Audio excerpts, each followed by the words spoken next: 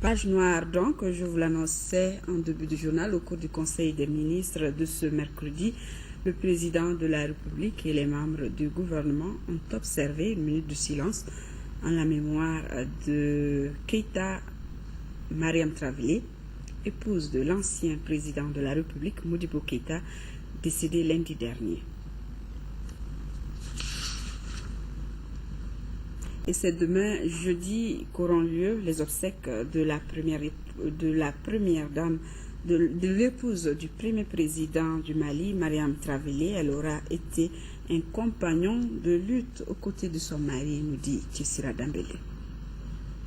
C'est lundi dernier, à l'âge de 94 ans, que Keïta Mariam Traoré nous a quittés. Monitrice devenue institutrice, elle est devenue en septembre 1939 la première épouse de Modibo Keïta, ce qui fera d'elle une compagne de lutte de son mari qui sera entre autres maire de Bamako et premier président du Mali indépendant. Au début des années 40, Mariam Traoré et son époux ont joué ensemble au théâtre dans le cadre des arts et des sports.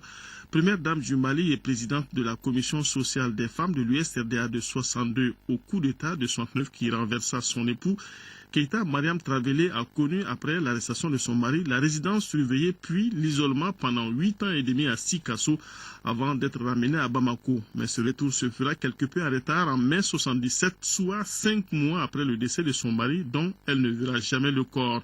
Dépouillée de tout, elle ne retrouvera la liberté que le 2 janvier 1978. Elle fera son pèlerinage à la Mecque et rendra visite à certains amis de son époux. Depuis cette période, Mariam Traoré n'a pas bougé de Bamako et même de son domicile parental à Dravela. Les obsèques de celle qui fut présidente d'honneur de la Croix-Rouge malienne de 61 à 68 et médaille d'or de l'indépendance auront lieu ce jeudi.